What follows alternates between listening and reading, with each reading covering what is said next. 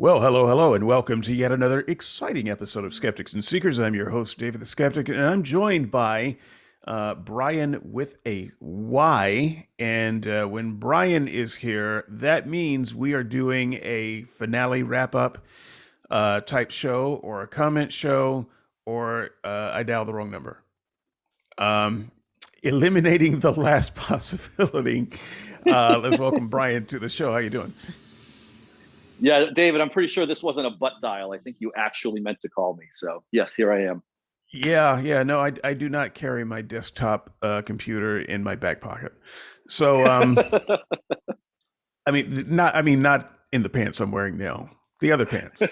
Um, you have many so pairs of pants with giant burlap sized pockets, do you? That's absolutely, yeah, that's how I like my pants. Um, they're all pockets, no pant. Somebody go to work on that, please. So, we are wrapping up an interesting series, A Time to Kill. It actually was an interesting series. I enjoyed this series. I enjoyed doing it. I enjoyed listening to other people's ideas. I enjoyed reading the comments. I enjoyed thinking about it. I think this was one of the better series, and with only a few exceptions, you were actually there during the show, and so you got a chance to hear the chaos firsthand as it happened. And so you, I'm sure, are brimming and excited about sharing your thoughts about this, since you haven't had a chance to do that yet. So what I'm going to do first, there will be no opening statement. I'm just going to jump right in. Maybe we'll talk for an hour. A short, compact, clean show. That's yeah, possible, we right? we know what you mean when you say that, David. Your reputation precedes you. Well, I'm working on it.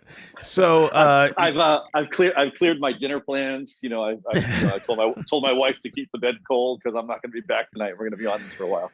so just so people know, this is 9 o'clock in the morning for us. Um, yeah, let's get in here. Viewers will recognize that there's no video this show, because it's just you and I talking. There's so nothing for you guys to watch. Just listen in. So here we go. I want to start with an overview, which is how we started the series. It was Russell and I in conversation about matters of life and death. And I really believe, as I believed when we started this series, that a lot of the dispute is based around the different ways that we view life and death. And I believe at one point, someone had stated, one of the Christians had stated, that if I was right about my view of life and death, then they would be wrong on matters of, say, abortion and euthanasia. And I think that is correct, because if they are right about the fundamentally what life and death is, then I think I would agree with them on the subject. And so the real difference to me is not the specifics of the individual arguments. It's what you think life and death is in the first place. So I kind of want to start there. I'm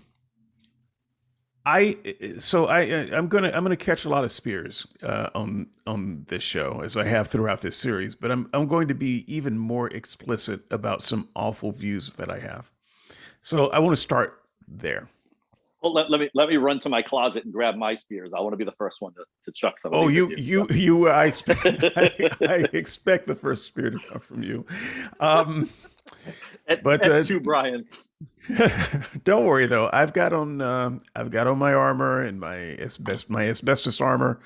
So throw the spears, light it on fire. I can take it. Um, but I am going to take it on the chin. So I do not place any intrinsic value on life. I believe that I said that in the original write up too. I haven't actually read the write up since I wrote it. Um, this is a very controversial thing to say, but it becomes a little bit more understandable when I say the following: I do not believe in intrinsic value, period. So it's not just life that I think has no intrinsic value. I don't think that gold has any intrinsic value. I don't think diamonds have any intrinsic value. Um, I don't think that uranium has any intrinsic value. I don't think that this universe has any intrinsic value.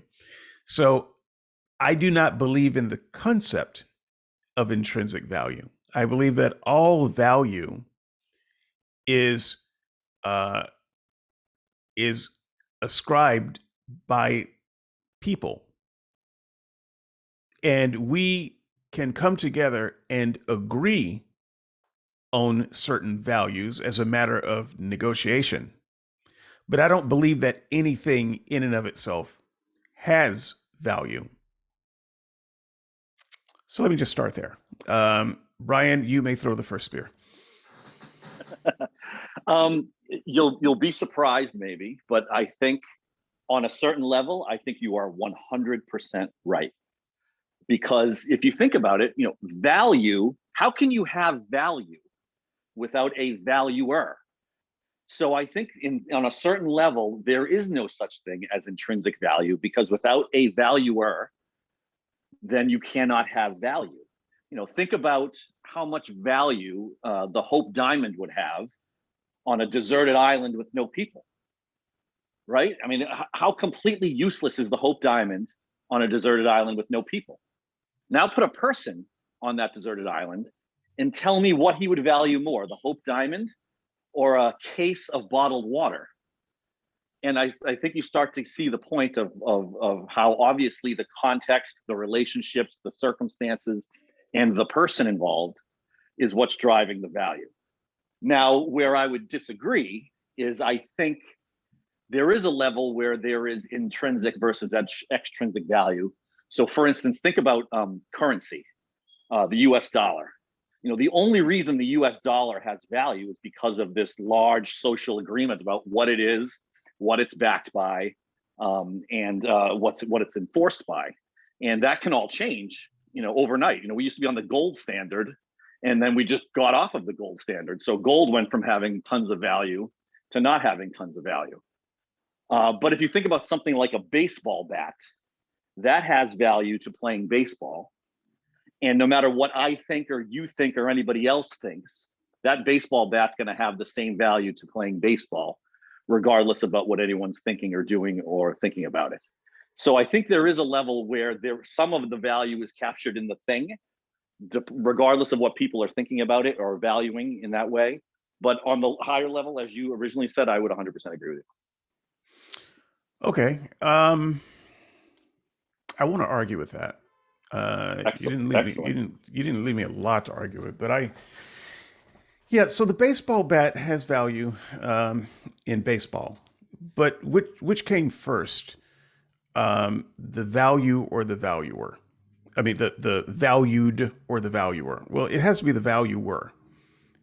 Because baseball was a sport, and they realized, you know what, we need to use a thing to play this game, so they fashioned a baseball bat, and it had value for that purpose, but it doesn't have value when it's not being used for anything. So let's say monkeys find a baseball bat. Um, the baseball bat has no value as a baseball bat, but it's still a nice, strong, sturdy stick. And I bet that monkeys could use that for something. Now, would they value that baseball bat higher than a banana?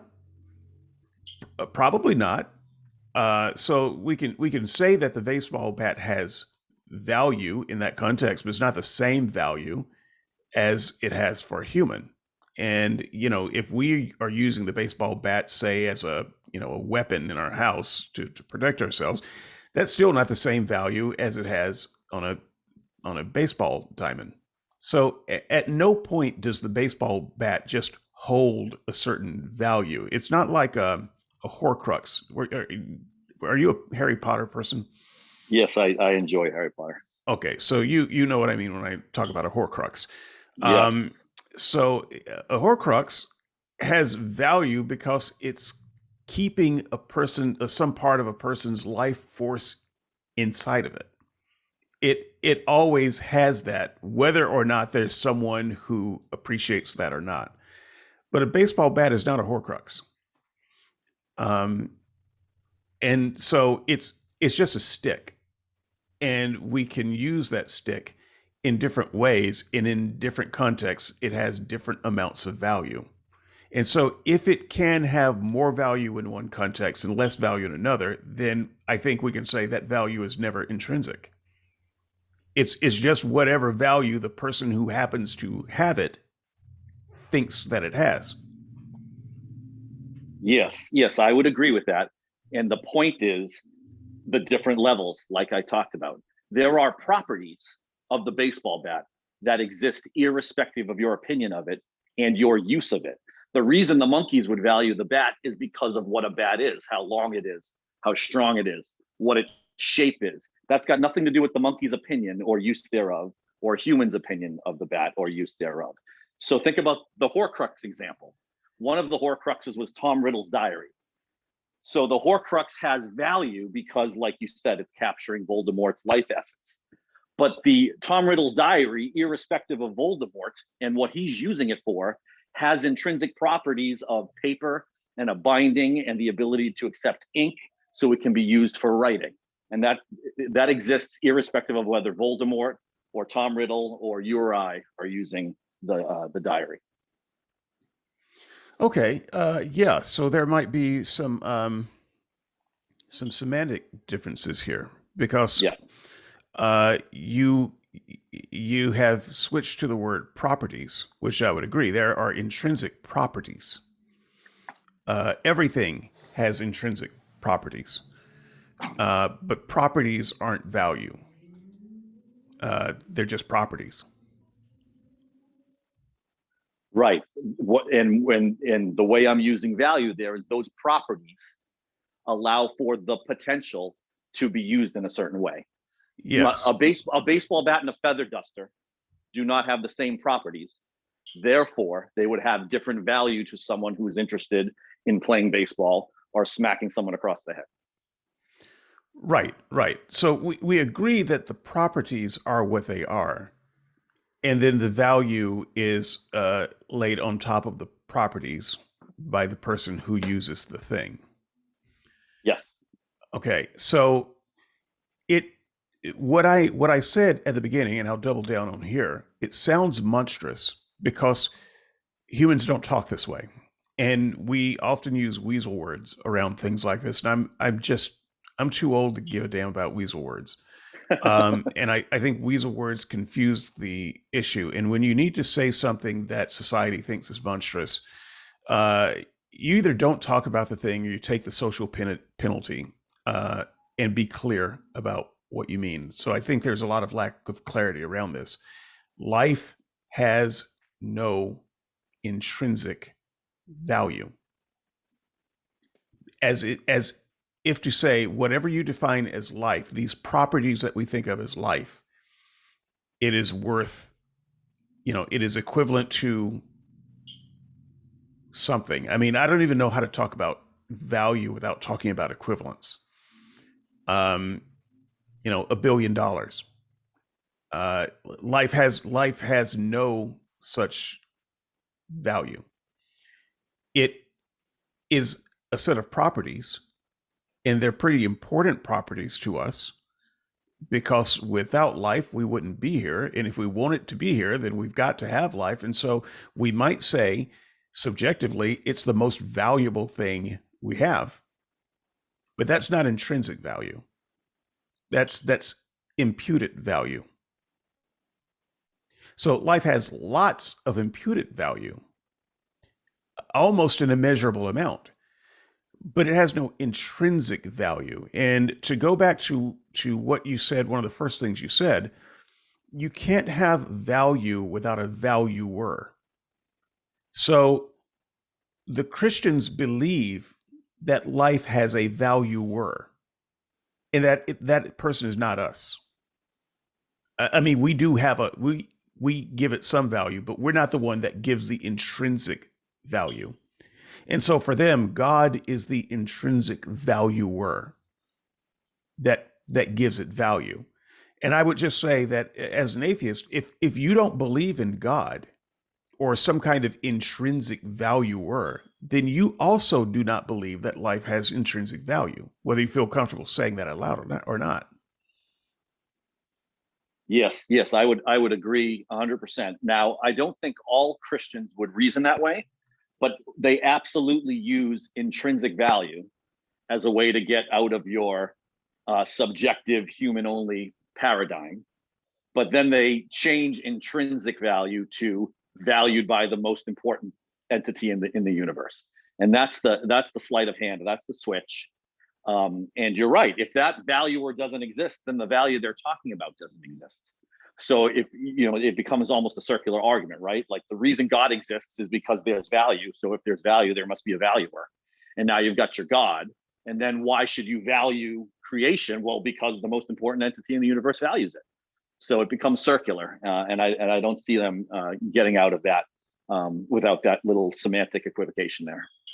Right. So setting the theology aside as a, and I will go ahead and, for the sake of convention, call myself a humanist, although anyone who's heard me talk knows I'm a bad humanist actually.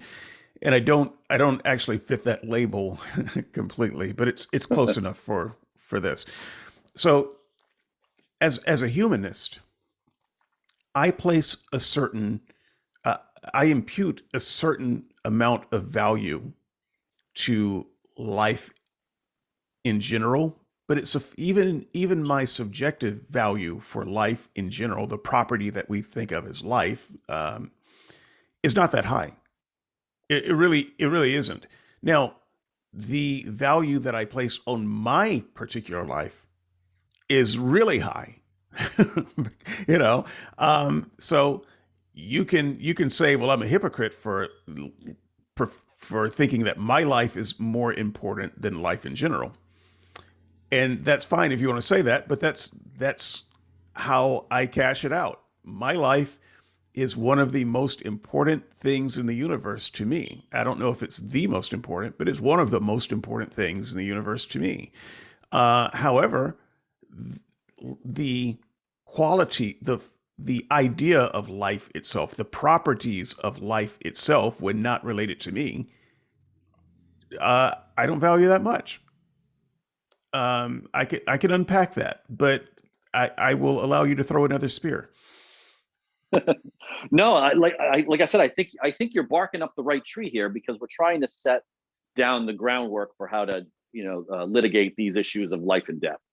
And yes, I would agree that context matters, circumstances matter, relationships matter. The value of a life is not some line item in a ledger. All of these other details and context matter. So I would agree with you that life in and of itself doesn't matter, but it matters in how it relates to the rest of what's going on, both to yourself and to other people and other things. Yes. Okay. You actually said that better than I did. So that's great. I think I'm going to start having you on shows, and then I will say a thing for 3 minutes, and then I'll have you interpret it. I'll be your Cyrano de Bergerac. I forget which way he goes. Is he the speaker or the pretty face? I forget which. Yeah, I'm thinking about Sanford and Son, and there's the white cop and the black cop, and the white cop would say something, and then then Sanford would look at him funny, and the black cop would translate. That's, so, anything where Red Fox is involved, I am all in. So let's yeah. do this. Um, a truly hideous man who I really enjoyed. Oh, he was So, he was hysterical, absolutely hysterical. yeah. Okay, so then let me take that a step further. We're going to get some spears out of you yet. I have them Uh, here. my, I'm going to use them. I'm not being shy. I promise. my value. Here's an example of me valuing my life more than the concept of life. So a a leaf is alive. That is a part of our living biosphere.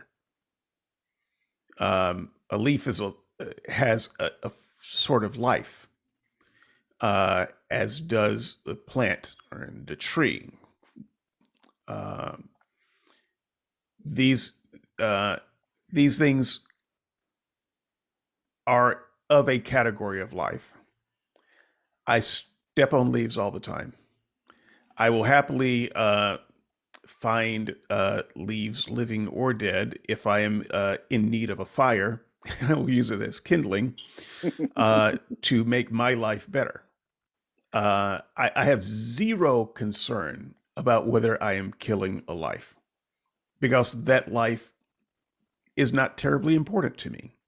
I don't value it in the same way. Now I recognize that if we can go through life not killing things that have life, that seems like a nice idea, but that's just not how humans are made. Um, in fact, if we look at evolution, things that are alive and on a higher taxonomical order tend to live off of things on a lower taxonomical order. And I'm not really interested in whether one says that is moral or not moral. It is simply natural, and it is the type of creature that we are. So spare me your crocodile tears for um, the rainforests. I love the rainforests. I've camped in a rainforest, but if it means that I get to live longer and feed my family, I'll chop down every rainforest myself, uh, because I don't care about that life as much. Now that takes us to the next level down this road to hell, which is so yes, of course, plants are life, but they're not sentient life. Okay, so we can move to sentient life, um, or life that at least has more biological levels. And I honestly can't tell you where sentience begins in the animal kingdom. So what is and what isn't sentient, I don't know. So, for instance, insects, mosquitoes, I will kill them on sight. I will not shoo them away and escort them out the door. I will smash them. I will poison them. I will do anything I can to get them out of my house and out of my life. I understand that they are alive. I don't know if they're sentient, and I don't give a damn. They gave up. They gave up any right to whatever life they have when they moved into my house. Screw them. So, not only do I not lose sleep murdering these things, I sleep better because they're not there. Um, so, that's a type of life that you can value. And I'm sure it has value. And if there's a world where I, as a human, can live comfortably without killing insects, I would do that. But there isn't such a world as far as I'm concerned. And so they be dead. So we move up the scale some more. Well, what about something that we know is sentient? Let's just go with a monkey, a chimpanzee. I mean, they're like one chromosome difference from being Andrew. Um, I'm, So I think Andrew's in the chat, so I think that was a very I'm perfectly counting on placed. it. Well done, well done. So, um, do how much do I care about chimpanzees as life forms versus say me? Well, it's still not particularly close. I know that we're very close on the evolutionary scale, but where we are on the evolutionary scale does not affect how I value it. I don't value the evolutionary scale. Um, I value my life though, and I do not want a creature that can experience the world almost the same as I can. I don't want them to suffer at all.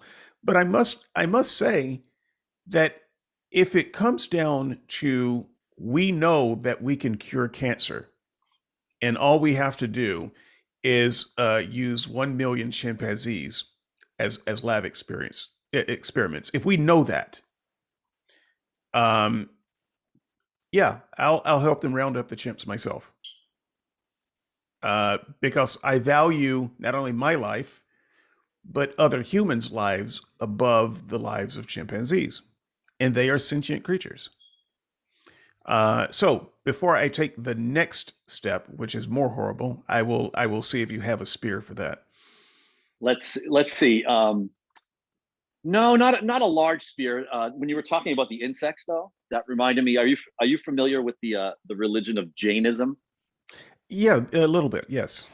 Their basic tenet is all life is valuable, Right. and you Did you know that should. there were fundamentalist Jainists I'm that kill? I didn't know that, but Yes. as I as I remember learning about them in college, we what I think what they do is they wear masks so that they won't inhale bugs.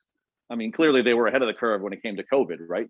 But they wear these masks so that you don't inhale the bugs. And then when they walk, they carry this little brush with them so they can sweep the ground in front of them to avoid from having to step on an ant inadvertently or something like that. So I just remember when I was in college thinking how absolutely absurd that was, but I'm pretty sure I couldn't have articulated why it was absurd very well when I was that age. And it's like you're saying, it's all related to the context. It's all related to other details about these life forms that make the discussion of what's valuable and what's not important, and what we can and should do relating to other life makes it important. I would not go out of my way to shoot a chimpanzee between the eyes, but if I had to run into a burning building and it was a choice between any human and a chimpanzee, I wouldn't think twice about grabbing the human being.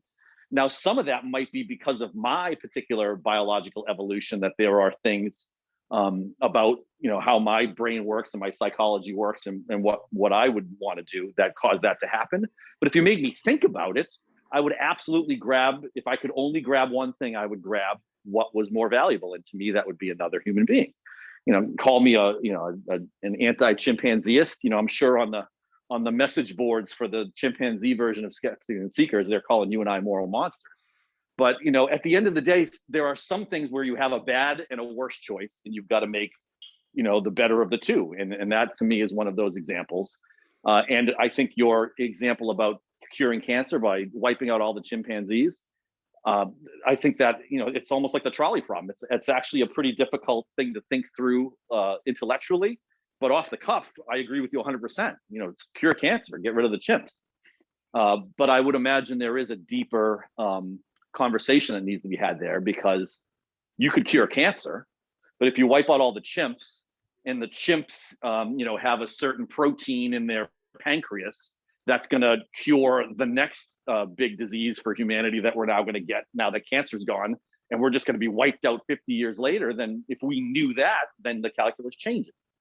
So of course, you have to take the big picture in mind, and you shouldn't do these things blindly. Right. Well, with your last example, I would actually say the calculus doesn't change, because the calculus is always what to do in the best interest of human life. So if we spare the chimpanzee, we're not doing it for the chimpanzee's life. We're doing it for ours. And if we wipe out the chimpanzees, we're doing it for our lives. And so the calculus is actually the same. You're just adding different variables. Right, but I know what you're saying. But now take your example and say you could cure. Would you wipe out a million chimpanzees to to for a 50% chance of curing one human of cancer? Right. I would imagine that takes a little different thought. Yeah, that is different. And so let me just move on to the Yep. highest level of where my monstrosity goes. So Dolphins. You're not gonna go after dolphins because those are my boys right there. dolphins are terrible. They are monsters. They they are some of the worst monsters the universe has ever created. Now I'm going to get my spears. You better watch out. I'm going to So, get my spears. but no, I'm skipping past Yeah, yeah. dolphins. I'm going Of course. straight to humans because humans are even bigger monsters. Terrible, Um, terrible. so life. So you might say, well, I can ride with some of that up to this point, but few people will ride with me besides Peter Singer. Um, I don't consider all human life to be the same. So, in the same way that I don't consider uh, a chimpanzee and a groundhog the same, I value the chimpanzee higher almost every time. I don't consider all humans the same. So we like to say all humans are created equal. This is an extremely religious statement, and it's part of the religious baggage that we just have to deal with because humans are not created. So there is no reason to believe that they are equal uh, via some brand of mystical creation. And so, if you want to say, "Well, humans are equal," then I have to challenge you: equal on what level? Equal in what sense? So, the way I measure human value, and this is just me, and it's not the most thought out idea I have. So there's plenty of room to push back against it. But for me, human value is tied up in uh, human experience. It's tied up in our ability to experience the universe. It's tied up in our inputs and outputs.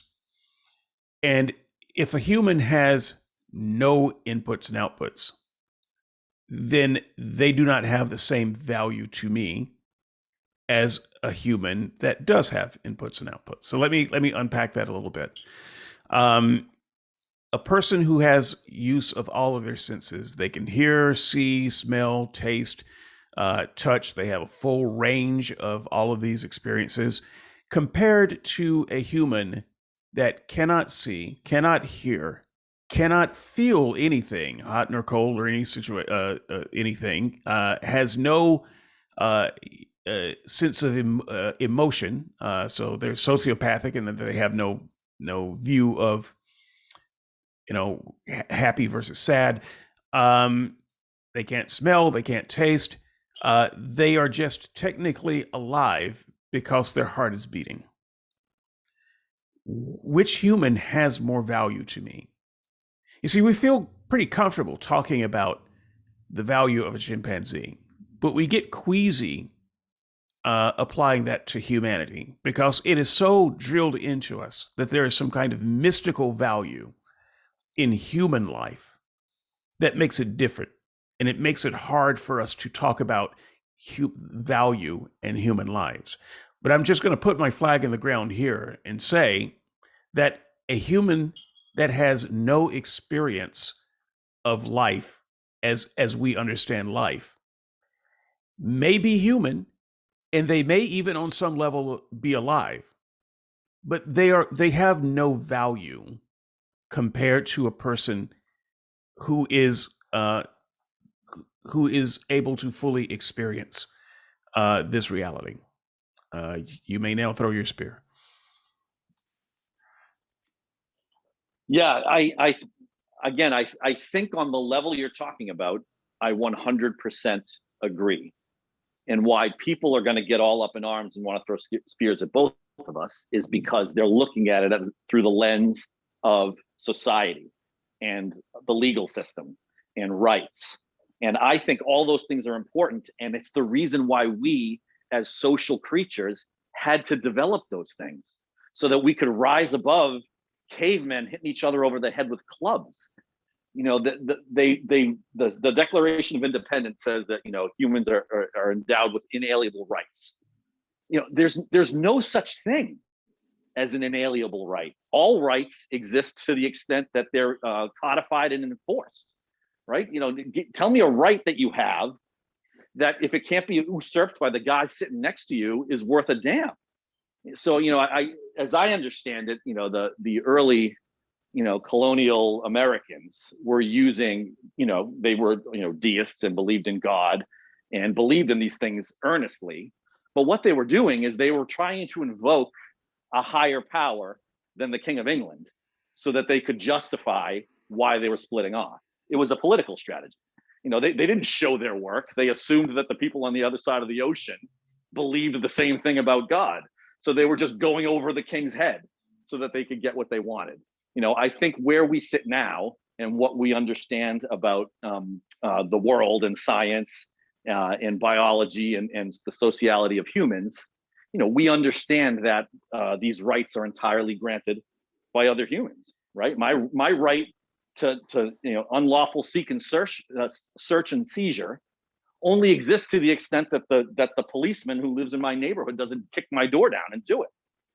So the point is I think we created these all humans are equal, and it was a good thing we did, because if we didn't, the way you're talking about the value of humans would rule the day, and there'd probably be half as many of us around, and we'd be living in absolute chaos. Okay, I actually agree with that. So the so there is a difference here that's worth pointing out, which is intrinsic value and rights, uh, human rights. I don't necessarily believe that those two things uh, track equally. So, if even for a person without as much human potentiality, they still get equal rights under the law. So that said, before we move on to the next piece here, it's just important to say that even equal equal rights is kind of an illusion. It's a convenient fiction that we tell ourselves so that we can sound magnanimous, so that we can seem righteous to ourselves. But honestly, there are no equal rights either. And it does, while it's not a 1-to-1 ratio, it does track a little bit with human value, um, and one's ability to speak into the world and appreciate the world around them. So, an example of this would be children. There are all kinds of rights that children do not have that adults have. Well, why do we limit the rights of children? They're fully human, are they not? Well, of course they're fully human, but they don't have all of the same rights as more mature humans have. And we do this to protect them from themselves, because we recognize that they do not we do not grant them full agency over themselves, and someone has to take over that agency that they are too young to have. So you know, that's not exactly equal rights then, if your parents can drink a beer and you can't. But you know, we like to think in terms of equality, and I think that is part of the problem. It's a very powerful um, rhetorical device that keeps us thinking clearly about some of these things. We, life is not equal from one person to another. Life is not fair. And even our best effort to make life equal by passing laws that speak to our ideas of human rights are not equal either. Um, so I'm gonna push it forward, but I think that we've covered enough of the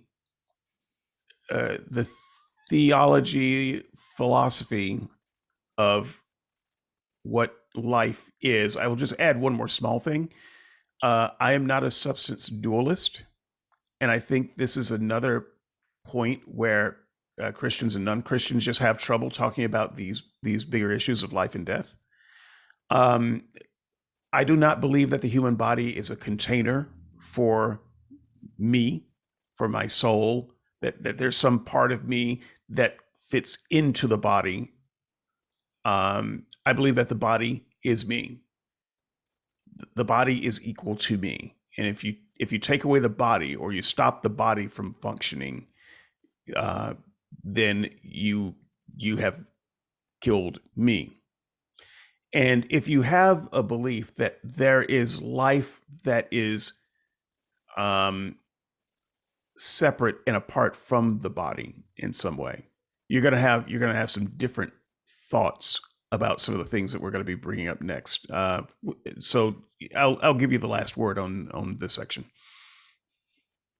Yeah, I think the concept of a soul, or the idea that, of a dualism where there's the physical and some other substance or what have you. Yeah, I think that's going to be an ongoing sticking point. Um, and all I can say is, all I've been saying about this forever is, great, you're asserting that a soul exists. Prove it. Where is it? Show me. And if you can't show it to me in the same way you can't show me the wind, well, then show me at least on par with, we know the wind exists. So show me the soul in the same way that the wind exists. It's something. It's basically a deus ex machina, right? It's something that's dropped in as a way of engineering coherence with the idea that this world is only temporary. Our bodies are trucks that we're driving around in, and there's some afterlife where the ethereal part of ourselves will end up and live in eternal harmony with the creator of the universe. Great story, but I don't think it's real. So if it's real, I want to know about it. So why don't you step up and show me how it's real? Show me where it is, what it is, and all these things. So I agree. If we can't get past that, then these conversations are going to be impassable. Okay, so let's move to the next segment here and see if we can't talk a little bit about the Christian argument. Um, what did the Christians say? How well have we been listening? It's not just listening to what they say on the podcast; it's reading the boards, because there are more Christians on the boards than that come on the podcast. It's also, our reading of other discussion boards and listening to lectures in our lifetime of experience of Christians talking about this stuff. So I want to, before I um, try to dismantle the Christian argument, I just want to first see if we can state it well and understand it. And what the audience may not realize is that I spend an awful lot of time during these series trying to really understand what the Christian is telling me, so that in these wrap-up shows I can summarize their position accurately.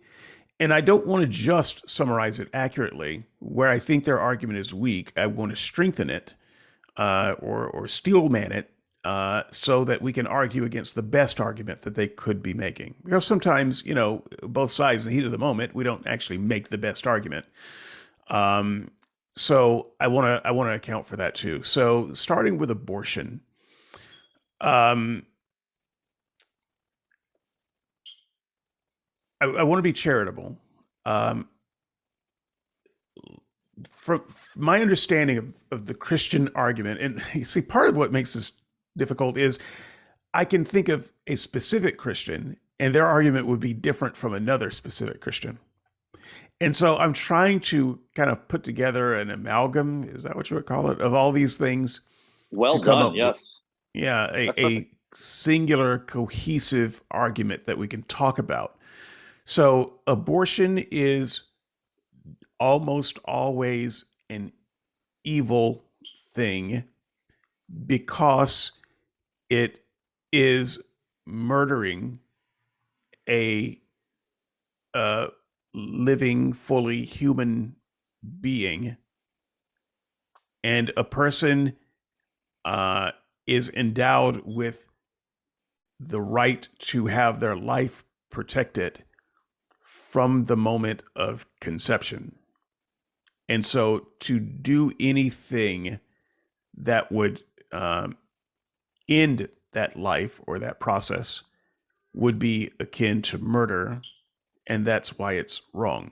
So that's the best I can do in summarizing what the Christian is saying. How are you hearing the Christian argument? I think that was a pretty good snapshot. Yes. So there's a couple other things maybe that come into play.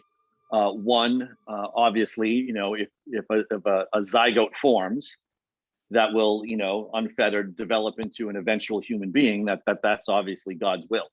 So what you're doing is you're taking the bat out of God's hands, and He wants this thing to go forward, and you're stopping it from happening. And you don't have the right to do that, not only because you're not the guy in charge, i.e., God, but you also don't have the same information He has. You don't know the grander picture. So you're basically taking a permanent step, which is preventing this life from coming into the world. And you're doing that, basically recklessly, because you don't have access to all the information, nor do you have the right to do that. Right. Okay. I think that's important nuance. Allow me to digress just a minute. In your understanding of the Christian argument, could it have been possible that Mary could have aborted Jesus, or that she could have been assaulted by highwaymen who damaged her in such a way that Jesus would have been a miscarriage? Is any of that possible, or do you believe that God was protecting the Jesus egg from all of that? So to the extent that specific Jesus, the human vessel that was Jesus, needed to be born, then yes, God would have been protecting it from every step of the way. He would have protected both the sperm and the egg. Actually, there was no sperm, right? But I mean, it's Well, not explicitly. it's Holy Spirit sperm. I mean, it's Again, I'm trying to my best to steel man here, so I don't want to. some interacted with that egg. I'm just Right. saying. But so yes, but where I would, this would be a deeper theology that I'm not sure it matters. But the point is could Jesus have been, embodied into any old combination of sperm and egg that was in Mary? Could it have been in Mary Sue down the street? Oh, whoops, wrong Mary. We put Jesus in the wrong Mary, right? I mean, as I understand it, the divine part of Jesus is the important part. Could Jesus have been, Philip, living down the street, and that's who became the savior of the world.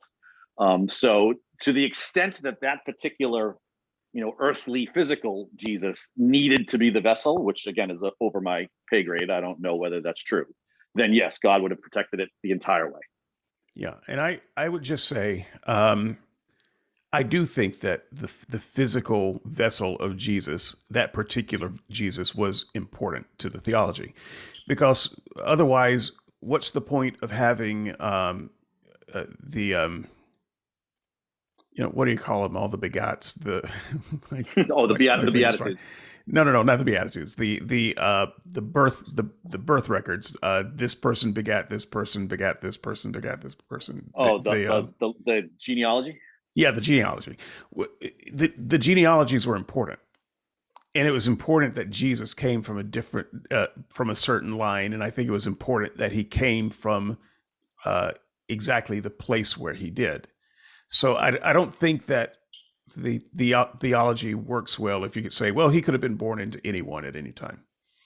Right, but I think, and again, this is just me, and I'm sure others. The genealogy is what was created by humans to try to justify why this particular person was special. I don't think God, I mean, are you trying to tell me that God could not have made Jesus be born of, a goat herder that lived in another town? That doesn't seem to make sense to me for an omnipotent being, that he couldn't have sent his son into the world in any old place, any old person at any old time. Well, right. So it would be interesting to see what Christians have to say about it. I did mention this is a digression, but if Yeah, I were still in the church, I would say no. It was actually very important that this is the story that was told, and that right. this Mary and Joseph were the people to bear Jesus, and that this was a part of the plan. And the reason I ask that is because if God protected the Jesus egg because it was important to him, why doesn't he protect uh, every egg that's important? So he has allowed some important people to be born and they weren't aborted or miscarried or abused in such a way as a child that they couldn't function. It seems like those people received a special measure of protection that God doesn't give to everybody. And so it seems problematic to make the argument that we are thwarting God's will by aborting a child. If God has a will for a particular egg, it's going to happen. You can't thwart it. You couldn't have killed Jesus if you wanted to before the cross. You couldn't have killed Peter. You couldn't have aborted James or John. It's simply not possible that that could have happened. And so God seems to have a way of protecting the egg sperm combinations he wants, uh, and allowing the others to die. But the idea that we can somehow thwart God's will by aborting a child seems to be theologically dangerous. And I don't think that I would have said that you could. Now, don't get me wrong, I'm not a Calvinist. I wasn't a Calvinist. But I also believe that God had a sovereign will. If God has a sovereign will, you can't thwart it by aborting a kid. You couldn't abort Judas. It was God's sovereign will that Jesus was born and did what he did. You couldn't say, well, you know what? I'm going to go back in time and give Judas a hug because what he really needed was more hugs. Well, you can't do that because God wanted Judas to be exactly the kind of guy he was. And so if that's the case, then abortion does not thwart God's will at all because it can't be thwarted that way. Yeah, I would agree. I think this is a really damning criticism of the theology, but for the point of this discussion, abortion's no special, right? If I murder a human being, same thing applies, right? It was obviously God's sovereign will that human being got murdered. If I go on a rape and killing spree, it was obviously God's will for that to happen, or else it wouldn't have happened, right? I mean, the only way you can know God's will is by having happened already. There's there's no way to know what God's will is in the future because we can't see it. We know that everything happened in the past was God's will. So, to me, then abortion is no more different than any other human activity, because if it's God's will, it'll happen. And if it's not, it's not. And, obviously, from the abortion perspective, in the United States alone, I believe there are 500,000 miscarriages every year. So, God's obviously not troubled by, zygotes not making it to full term and being born. So you're going to have to tell me that abortion, as the evil bad thing to do, is something different than preventing a zygote from being born. Right. Now, the other part of the Christian argument on this, and I will move on to the other topics, but this was a Yeah. this was a big topic here. The other part of the Christian argument that I simply couldn't get around, and I couldn't steal, man, as hard as I tried, um, is the idea that God is fundamentally against abortion because this is an image bearer of God at any stage, from the first moment of conception. this person is ensouled and it bears God's image, and therefore it is precious and should live. This sounds like the kind of thing that a preacher would say in a sermon, or that someone would shorten and put on a bumper sticker. But it doesn't sound like anything that's talking about the God of the Bible, because let alone the many biblical examples that I could bring up, we have miscarriages. A miscarriage is just a natural abortion. Nobody has to do anything to make it happen. It's a part of the way the body works. The body works in such a way that well, I wouldn't say most, but much of the eggs that are fertilized in a woman die. If you're going to say that they're fully human and alive, they die. They're killed by the body. This is what I would call an abortion by God. Excuse me, got the cough going. This godly abortion is simply how the body works. That's why it's a godly abortion. If God made us, if God designed us this way, then he designed us to kill a lot of image bearers. If this was in fact such a terrible thing, there's no way that God would allow the body to do it naturally. Yes. Yeah. The image of God thing to me is no different than just saying that God wants something to be so, right? I mean, I've never been given any sort of real description of what it means to have been made in the image of God. The best I can come up with is that we have, higher level reasoning capacities. But, that's based on our bigger brains and how we, got here through evolution. So, if the image of God is that, then, that can be captured under an entirely naturalistic paradigm. If it's something different, then again, God willed for a certain wildebeest to be on the savannah at this moment in time.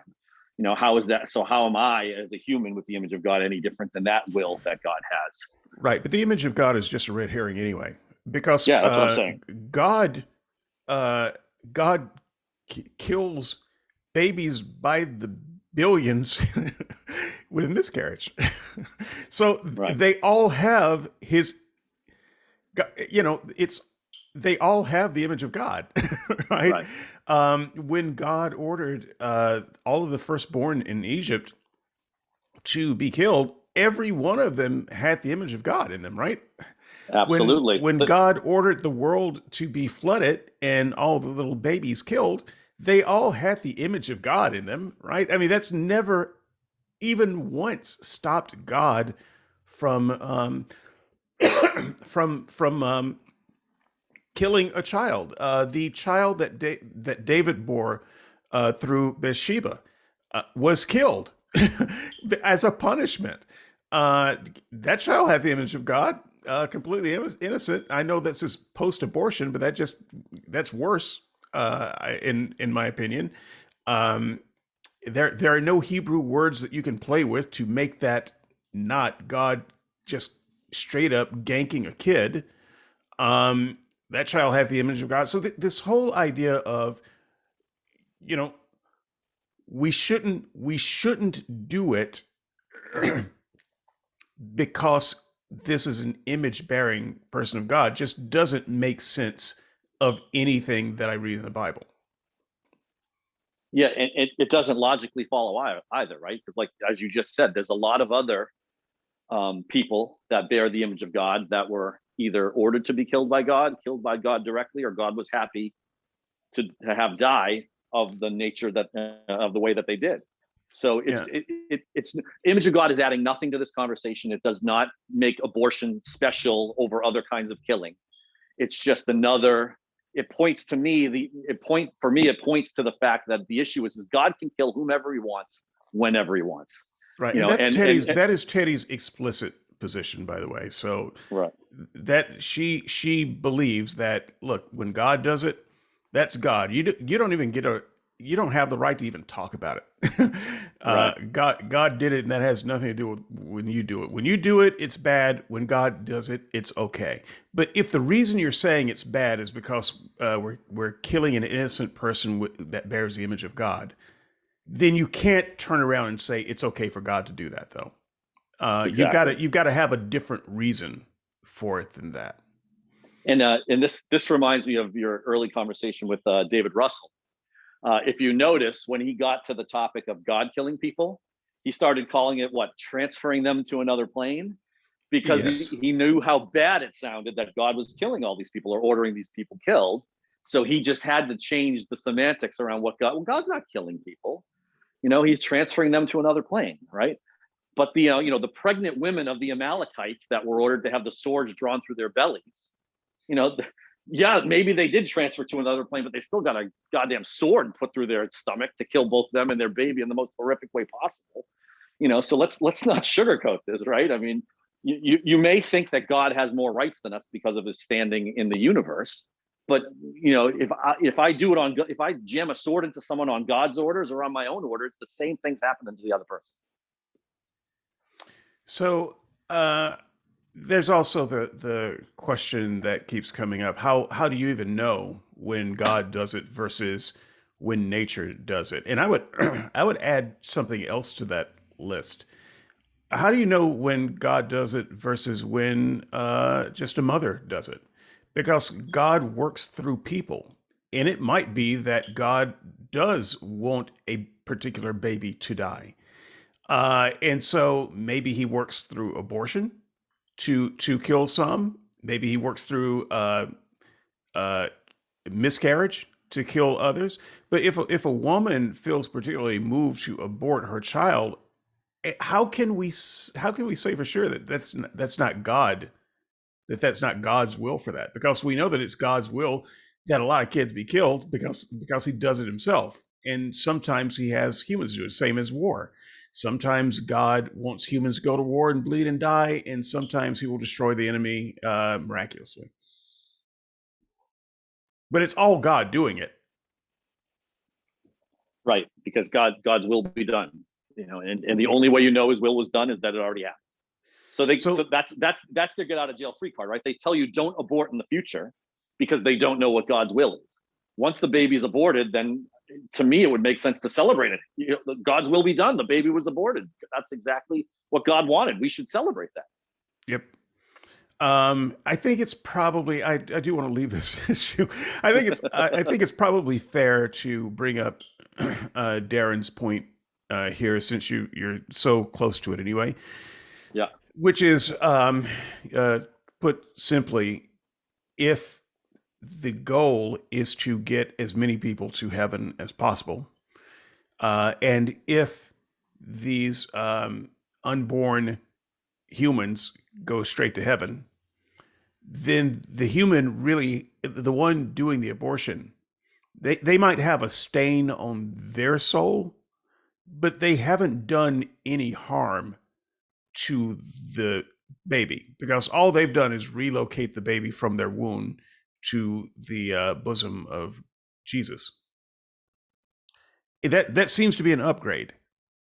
that's um, that's an upgrade for them. Once again, you might have to pay a penalty for it, um, but we shouldn't shed tears for the baby that went straight to heaven, because we can kind of figure that if they stay here on Earth, they've got whatever you think the ratio is of people that goes to heaven versus those that go to hell. 90% hell, 10% heaven, um, The seventy gate is percent narrow. hell, 30% heaven. Right? It's a smaller number for heaven than hell, and so you actually saved them from living out a life where the most likely possibility is that they would end up in hell.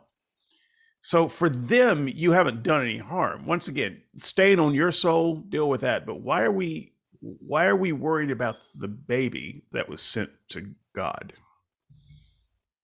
I think Yeah, Darren's I point is well taken. There's not a lot to say about it, but it's I used to make this point early on when I was debating about abortion, and Christians didn't really take it up, and they didn't take it up for This is Darren either. So, uh, if you don't want to transition, we won't. But I think that's a fantastic segue to suicide and euthanasia, because I struggled with that issue when I was a Christian. In that, think about your humanly life. It's what, 80, 90, 100 years tops. It's going to be filled with ups and downs, but you could have the most amazing human life waiting for you the next multiple decades, but all of that will be completely and utterly a blip. Not even a blip, it'll be meaningless against the backdrop of living in eternal life in heaven with the creator of the universe, per the theology. So to me, it's logical to want to get out of this potentially horrific human life as soon as possible and get to the right hand of the Father as quickly as possible. So, the only way you can stop people from killing themselves in mass is to say that God doesn't want you to kill yourself. Yeah, it's awesome up here, but you got to wait your turn, live your life out, even if it's a horrible life filled with cancer and loss and war and chaos. Just grit your teeth and bear it. You'll get here eventually. But if I have the choice to get there by offing myself, why would you never do that to get there as soon as possible? I mean, I could die in a horrible fire. I have no idea how I'm going to die in the future. Why not get out of it, painlessly, and get to the best part of my existence that's going to last forever? so yes, I do want to transition to that, and yes, yeah, you said a lot of stuff that I wanted to say. So this is going to be a shorter segment than I had Nice. planned for it, but Bryan the yes, preemptor. That's who I am. this is why I call Christianity a denial of death cult, because it is a denial of death cult, and it's the entire premise, the entire bad news of Christianity, because you can't have the good news without the bad news. The entire bad news of Christianity is that you are going to end up spending eternity in some awful state, and here is the alternative, and I can help you achieve that. This is kind of religion writ large, but it's especially the message of Christianity. And so we're not going to die. So if you think that this life is just going to end when you die, you are wrong, sir. And you are going to have to give an account of everything that you have done. And you're going to have to pay for it in the worst kind of way, unless someone pays the price for you. Um, right then. So it absolutely makes sense to move on to that happier state, in that better place, as soon as you are right with God. You get right with God, you're baptized. You should be baptized with a knife in your hand and cut your throat as soon as you're out of the water, because that's a straight ticket to heaven. And the only reason that doesn't happen is because of the built-in function that says if you kill yourself for some bad reason, then you're not going to go to heaven. You're going to go to the other place. And so what you will end up doing is speeding your way to the other place instead of to heaven. I find it all very manipulative, very gross, and the idea that someone who is a believer, who is assured of their place in heaven, but the idea that they have to stay here on earth through whatever ungodly suffering they're going through, and they can't do anything to end their life sooner. My conversation with Teddy last week, she does not believe in taking measures that would kill yourself. Palliative care for her is just trying to relieve the pain. But if you were to go to a doctor and say, I want palliative care because I want to die, I want to die this week as opposed to live for another month, that person shouldn't have a right to it. And this is the attitude of Christians. You can't stop your suffering. Only God can, because God put you through that suffering for a reason. He made you weak for a reason, and in your weakness, He is strong. And so you gotta just deal with it. I find this to be one of the most pernicious, one of the most obscene teachings of any religion. Yeah, they have to elevate suffering to some kind of earning your stripes, right? It's a positive, that you're be tough, tough it out, Well, because Teddy otherwise, Teddy will say that directly too. yeah, In I don't mean to pick on Teddy, but sometimes I can't know exactly what the Christian thinks, and so I'm careful about restating their opinion. Teddy is very clear about her opinions, and I appreciate that for her clarity. But when you ask her a question like, "Why, when God created us, did He not just have the tree of life? Why have the tree of knowledge of good and evil, or otherwise the tree of death? Why did He have to have that tree there? Why did He have to have a serpent to come and tempt them to do the wrong thing? Because it seems like they were content to do the right thing if it wasn't for the serpent." And Teddy's answer to that is always, "Well, you can't, then it would have been too easy."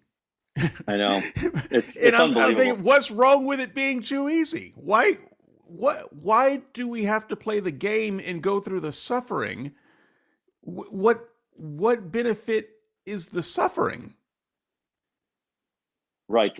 To me, suffering is, from an entirely naturalistic perspective, suffering is unavoidable because of the physical nature of the world we live in, right? I suffer through my workout every week because I'm trying to be healthy and lose weight or what have you, right? But if I could work out and not feel like my muscles were burning and my head was aching and I was completely out of breath, I would do that kind of working out every day I could. But I endure the suffering because I want the result. How does that make sense in a world where there's an all powerful being that wants something? There's no reason to suffer through. He can get it. He can get anything he wants, any way, anytime, with whatever level of or lack thereof of suffering he wants. So, rather than respond to Andrew's direct comment there, I will just drop a little nugget of personal knowledge. Andrew runs 4 miles a day. Um, I have been, and I'm often on the phone with him when he's running, and it's painful. I get exhausted. And I'm on the other end of the phone. I've been trying to tell him for years that he could end his suffering by just not running 4 miles a day. That's better. You see, I don't run 4 miles a day, and I don't suffer from that. So, um, that's so I will give you the same advice as I give Andrew. You could reduce your workout suffering by not working out. But then I'm just inserting another kind of suffering, which is I'm wheezing going up the stairs. See, there's unavoidable trade-offs. Right. You've chosen the wrong trade-off, my friend. Just stop it. just So just stop it. When you I'm grow gonna up and get old, just get your knees replaced. And get on with your life. Stop it. you've converted me. I'm going to breathlessly amble my way to Taco Bell and eat myself into oblivion. Well, Taco Bell is actually one of the better choices for eating yourself into oblivion. Absolutely, that's a good way to go. Death by Cholito. So yeah, I think this is part and parcel, and I'm not going to stay on this issue for very long, but I would say that the suicide euthanasia discussion, I think it is very much directly related to the whole value of life discussion that we started with. And once again, we have let's set aside outliers for a moment, because outliers are a way to explode the conversation and not not deal with it. So there are all kinds of outliers for suicide and euthanasia. Maybe someone is mentally ill and someone has talked them into killing themselves. That's possible. They've manipulated them. They've lied to them. They said, if you kill yourself, then you'll go up as a ball of light and join the forever people on the Hellbop comment. And maybe they believe that, and they, that's a terrible thing. I don't think a person should kill themselves for that, but I also think of that as an outlier situation. So, what the Christian wants us to believe, and really what the opponents of euthanasia want us to believe, and it's not just a Christian non-Christian thing. I want to make that clear. I'm aware of that. But what they want us to believe is that life has an intrinsic value that is so high that anyone who owns a part of this life should not be allowed to discard it frivolously, because it is so important. And it's important not just for the people who have it, but it's important for the people who are around them. It's important for everybody that this valuable resource is not burned away frivolously. Now, because I do not believe that life has intrinsic value and that the value belongs only to the person who owns the life, I think that it is just fine for people to frivolously off themselves if they want to. Now, I don't want to see that. I would like to. I would like to be able to convince people that life is worthwhile and that they should value theirs higher. But at the end of the day, I don't control their life, and I'm not the one who places the value on their life. You place the value on your life. I don't place the value on your life. But for the Christian, it's intrinsically valuable, and we as a society have a right to control this precious resource with infinite intrinsic value, so as we can't let people just abuse it. If you see what I mean, it would be kind of like if there was a cure for cancer, and everyone got their vial of cure, and some people, rather than taking their cure, they just burned it for the sake of getting YouTube hits. People would be incensed over that. They would be offended greatly, because this thing has great intrinsic value that they're just snuffing out. And I think this is how Christians view life. This is a thing that doesn't fully belong to you. It's so important that while you get to use it, you don't get to abuse it, and we're not going to let you. Whereas I would say, yeah, this is yours. I do think it's important, but it's yours, and you can abuse it if you want to. Thoughts? Yeah, I think I like that analogy, but I think there's one place it gets dicey. Choosing to not take the vial to cure your cancer is completely your choice, and I have no problem with you deciding not to. But if the resource is finite and you take your dose and you throw it away, and now someone else couldn't use it that otherwise would have, I would find that horrific. Yeah, well, it's horrific, but it's theirs. So if what you're saying is, I will give you this thing in your care, but you have to use it in the following ways, and then they use it in a different way, then they would be subject to the penalty for breaking those rules. But that's Right. not what life is. Yeah, that's what it is for the Christian, but that's not actually what life is. So my life, and by the way, people, I'm going to say some things that might scare you. I am not in the least bit suicidal. Okay. Um, I'm enjoying the ride. I plan to ride it out for a while longer. So, um, but my life is mine. And let's say you, Bryan, as a human being, value my life. Let's say that I give you some degree of valuable that's important to you. And if I treat my life frivolously and take it frivolously, you would be harmed by that. And I can take that under advisement. But I got to tell you, Bryan, as much as I like you, I like my life more. And if I want to, and I like my agency more. And if I want to end my life, for no better reason than I am tired of the turmoil and strife of humanity. I just don't want to take it anymore. And so I would rather not exist. So I'm going to snap my fingers and not exist. Or I'm going to go to bed tonight and just not wake up. There's no suffering to me, and that's my choice. And you don't get to tell me that I can't do it. You can tell me that you would rather I didn't do it. You can make an appeal to me, but at the end of the day, uh, if that's what's important to me, if getting out of this turmoil and strife is important to me, I should be able to do that. Because at the end of the day, my life is mine. And you shouldn't get too bent out of shape over me using things that are mine.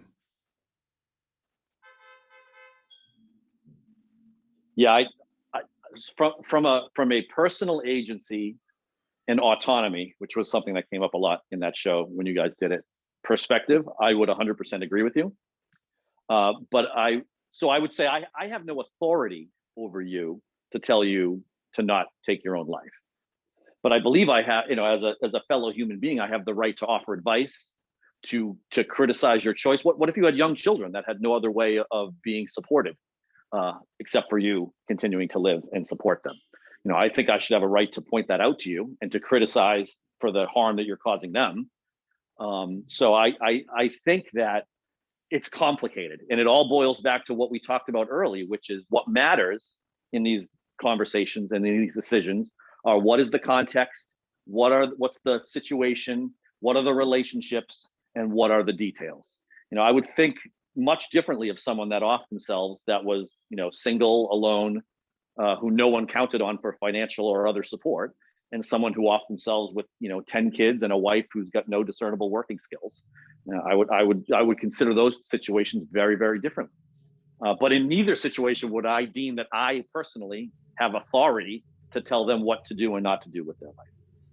Right. And so the matter of euthanasia assisted suicide comes in, and that, while I want to leave this world, I don't want to do it by gun. Because let's say I think that procuring a gun would only bolster the gun industry. And I'm very much against the gun industry. So I wouldn't want to kill myself that way. And let's say that there is an effective and painless way that you can get through medical assistance. I would want that. Now, why should I be denied that? So for me, this argument is the exact same argument as the abortion argument, which is what makes this a good segue, and also probably a good place to end it. I'll give you the last word. It is exactly the same issue as the abortion argument, because whether you think that a woman should get that baby aborted or not is irrelevant, because she is the final court of arbitration when it comes to her bodily autonomy. And we have decided as a culture, thankfully, fundamentalist Christians have lost this battle. We have decided as a culture that we don't want her to do back alley clothes hanger abortions. We allow her to get that abortion with the assistance of a physician. I see no reason why a person who has decided with their own sound mind that they want to exit this earth, that they cannot have the same right. You can have the last word on that. Yeah, I would agree with you. Where I have sympathy with where Teddy was coming from is that, when you're talking about the law and you're talking about societies with governments, they have incentives to not have all of their citizens offing themselves willy-nilly. So I can completely sympathize and understand why you wouldn't want it to be for the government to sanction super easy suicide for everybody. Just give everybody a pill. They have a jar of them, on their kitchen counter, and off you go. Just go berserk. I don't think that that's in the interest of society for the reasons I had said before, which is, humans aren't islands. They are relational creatures that have effects on other people. And I don't think that the government should be encouraging and making it super easy for people to off themselves all around the country, because that would not serve the interests of society and government. That being said, I agree with you that each individual should have that autonomy, but it should be something that's done with informed consent and not undertaken lightly. And if there are, good medical reasons for it, then the medical profession should be able to facilitate that in a dignified and as pain-free method as possible. Right. If we can eliminate back alley abortions, we should be able to eliminate back alley euthanasias. And we shouldn't want people to kill themselves in that way. We should Right. want the best situation for them. But it chills me a little bit to hear Teddy say, "Well, they could just shoot themselves." What she's saying is you just take a clothes hanger to it if that's what you're going to do. Um, it chills me in exactly the same way. So, very quickly with these with these last ones, let's see if we can push them all together. War, self-defense, and the death penalty. Uh, so these are all areas where a person is asked to perform judgment, lethal judgment on another person. So war is that, we have judged that the only way to stop this country from doing X is to kill a bunch of people. Self-defense, lethal self-defense is a way of saying, well, the only way I can stop this person from hurting me or someone I love is to exercise lethal judgment here. And the death penalty is a way of saying the only way we can treat society fairly is to exercise lethal judgment on this person. So these are all kind of a piece, although there's some slight differences there. I have said in the past, I am not a dove. I am in favor of just war, even though very reluctantly. I'm disgusted with myself for it. I am in favor of the death penalty with the same caveat. I'm disgusted with myself for it, and I am in favor of lethal self-defense, and for that I am not disgusted with myself. I think that's actually a good thing. And I think that more people should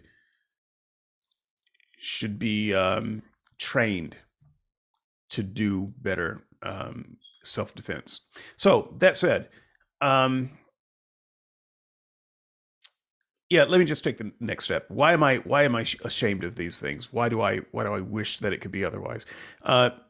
Self-defense, not self-defense. I'm sorry. The death penalty is a thing that we have because our justice system is screwed.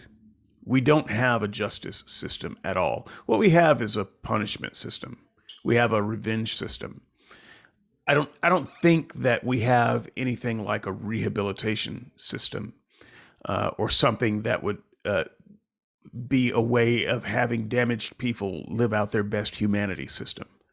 So in the current system we have, I would rather see certain type offenders put to death than have all of their agency removed and treated like an animal being tortured in a cage for extended periods of time.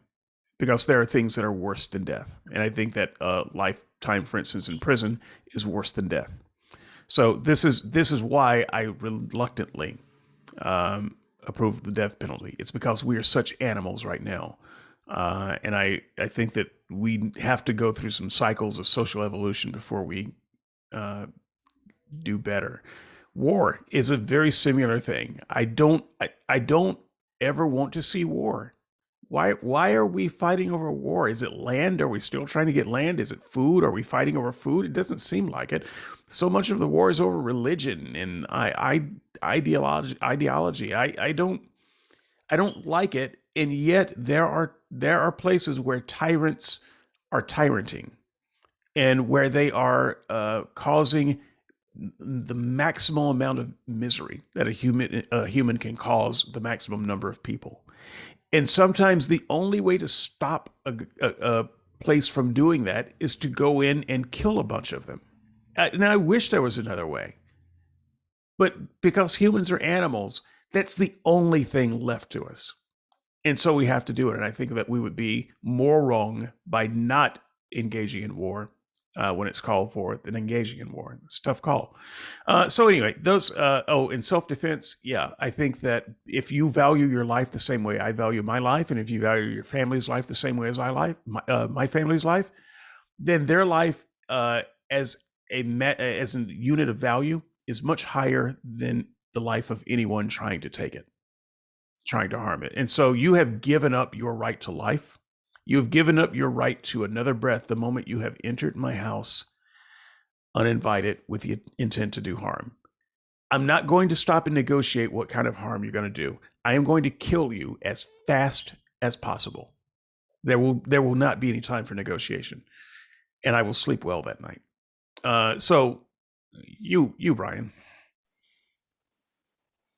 Yeah, I agree that on self defense, I think that's a no brainer, right? I mean, how could you have any way of knowing whether if someone breaks into your house and they try to negotiate or they try to say no, I'm not here for lethal reasons? I mean, you're just asking to be duped and to be have your throat slit and get it all over your own personal comforter.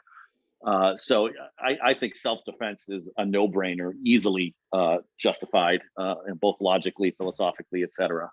I think war and the death penalty get murkier. But in covering those topics, I would certainly want to do it with as many facts and as many confirmed things on the table, and try to eliminate as many unconfirmed and not true things. So going to war because God says so. I mean, unless you can produce the war declaration on parchment from the deity, that doesn't interest me at all, right? But going to war to defend oneself as your country's being invaded, or if you're trying to prevent genocide in another country or something like that, I think obviously if you're having those conversations and debates on on the basis of what we know, the facts on the ground of the situation, then I think you're more likely to get to the right answer. But I acknowledge, I'm no expert in the law in this respect. I'm no expert in war.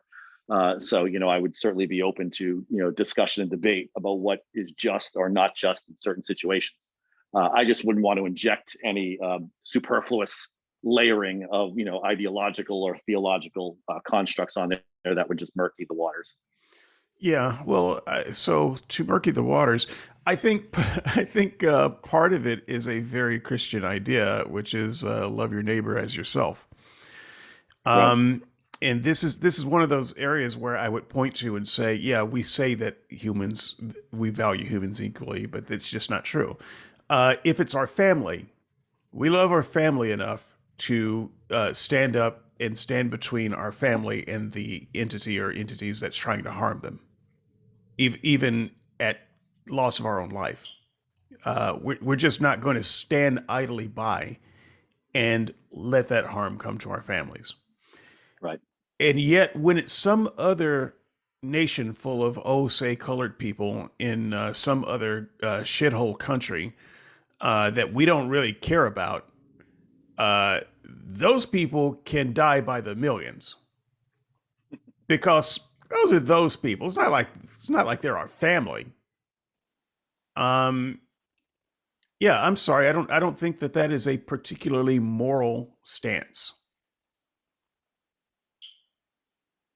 Yeah, no, I would agree, and it just shows how complicated and you kind of go round and round in circles when you're trying to incorporate these things that don't cash out logically. So, yeah, one other piece from me, and we'll go ahead and wrap it up. So we're trying to understand the Christian position on this, and I want to be fair because I've got a lot of emotional energy wrapped up in this too. But I want to, I don't like thinking of the other side as just a bunch of monsters. Um, what Well, I read you, chat room. Um, I don't. I am having so much trouble putting the Christian perspective into a charitable light. Um, they want us to care about the Bible on the one hand. On one hand, they want us to care, and they make arguments about their God that can only come from the Bible. And so, questions of should we uh, engage in war seems to be an open and shut case because the God of the Bible loved war. He was proud of his arrows being drunk with blood. So that doesn't seem to be against God's idea, and I can't think of too many things that God didn't go to war for. I mean, he went to war for things that I would not think are justified. He gives his people a land that he promised them. But if you think about this for a moment, the land was already occupied. there were already people on it who owned the land. But the Christian would say, no, God owns the land, and if he wants to kick you off, he'll kick you off. Um, there aren't too many cases in the Bible where I would consider it was a just war at all. It's the war of a crazy person. So I don't know how you defend God, even if you are a hawk when it comes to war. The God of the Bible is not a hawk; he's a demon. Um, and the same thing goes for the death penalty. When I was a Christian, I said very clearly, yes, of course I'm in favor of the death penalty. God established the death penalty. How could it be bad? But if you look at the things that God um, wanted the death penalty for, they are monstrous. And in fact, I encourage you to try to think of three things in the Bible that the death penalty was for. Think of three things that the death penalty was for in the Bible that you would approve of as a death penalty thing today. Go for it. Um, I think you'll have trouble with it, and I can easily think of things that the death penalty was used for that are not justified. Adultery, adultery. What kind of puritanical nonsense is it that adultery, well, maybe gross, I don't know, that's a death penalty offense? This is the moral intuition of the Christian God. I don't understand how the Christian supports it, and when they don't support it, I don't understand how they don't support it. I don't understand what they are arguing with regard to these types of things.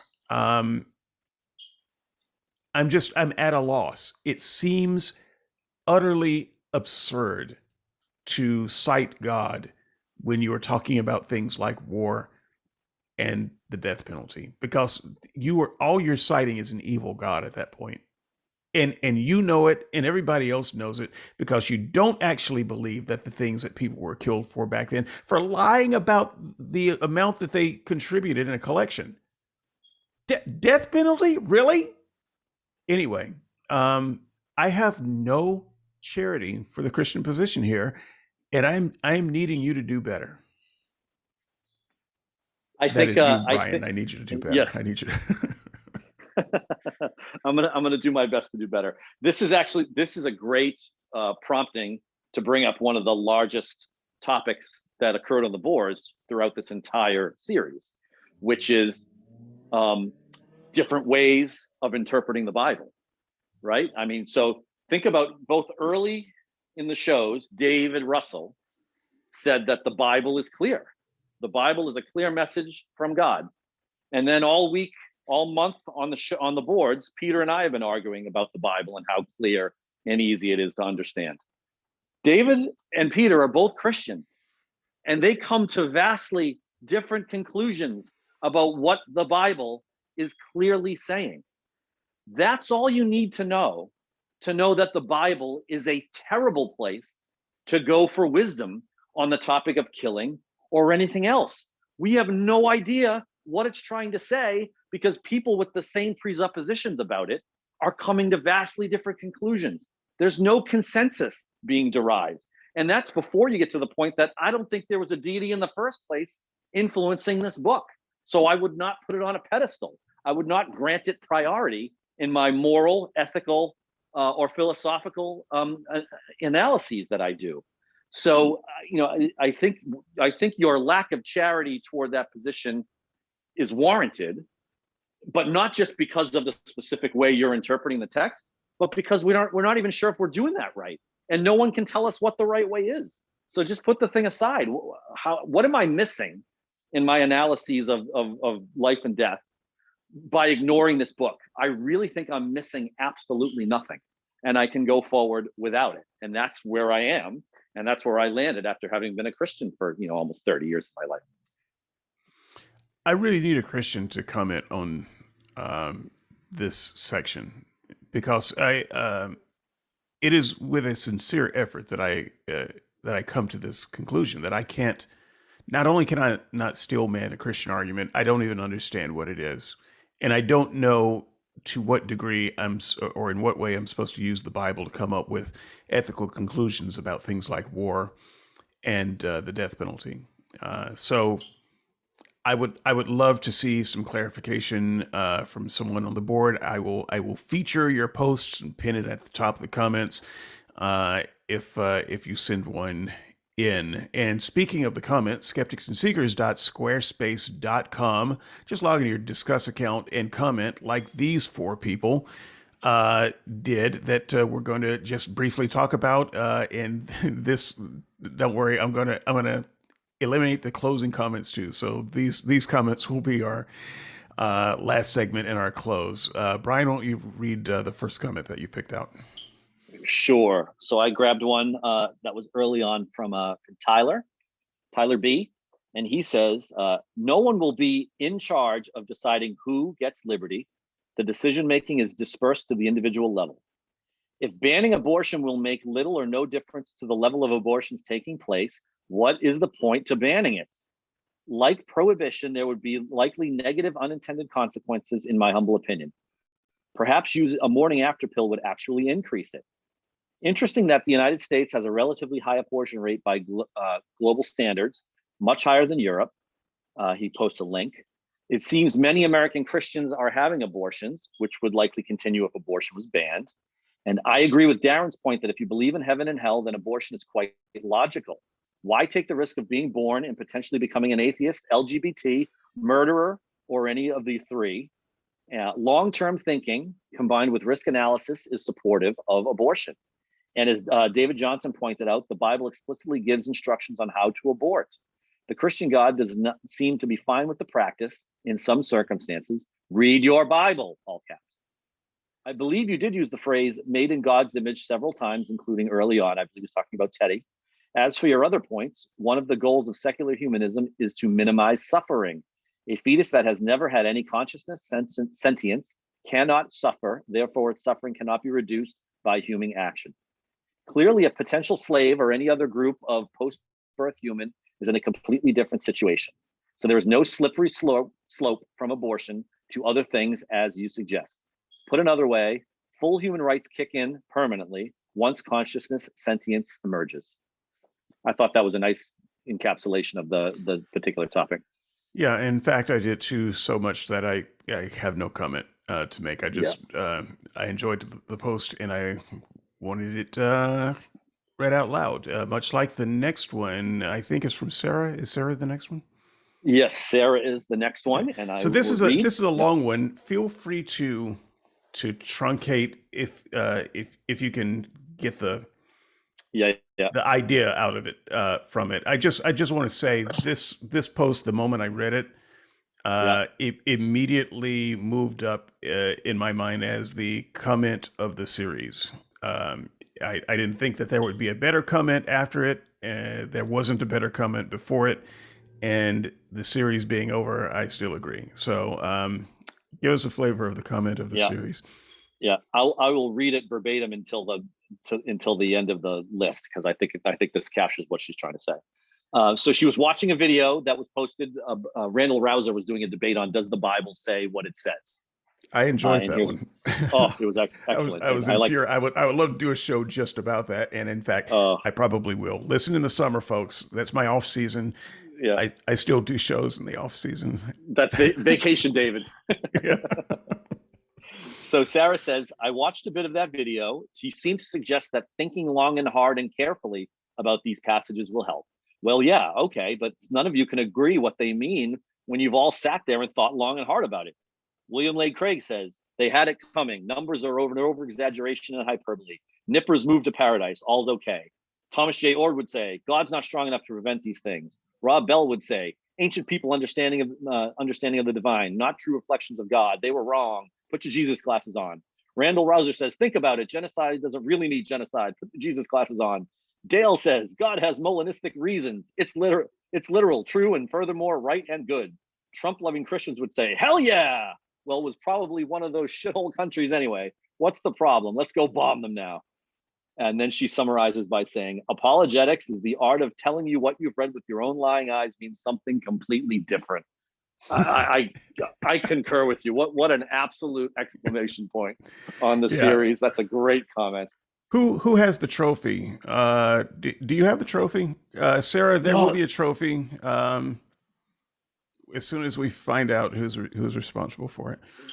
yeah. Let me know where to ship that across the pond, because that was, I mean, that was a home run post, and I think it dovetails with exactly what we were just talking about, which is, the Bible is a complete cipher. It can be whatever anyone wants it to be, and so don't go telling me you've got the right way when all you're telling me is this is my way. It's an opinion, and I can't back it up. Yep. Let's hear the next one. So the next one is by the misspelled Bryan with an I. You mean Love you, your alter Bry. ego, right? Okay, Yes, go ahead. the velvet glove wearing puncher, Bryan I. Yeah. So he says, hi, David. See, look at that. He's already starting cordially. Hi, David. The concept of the perfect and all-loving God taking lives before their natural death in old age has always been a challenge for me to understand, a challenge that I've not been able to reconcile. Some say that since God isn't human, that God isn't bound by human laws, and I can accept that. Some say that since God gave the humans life, then God can take it back, and I can accept that God, if there is a God, has that power. However, if by love, one means wanting what is best for the loved one and working to achieve it, then how is it taking their lives early and active doing what is best for them? How is it harming, damaging, killing someone better than the individual than not?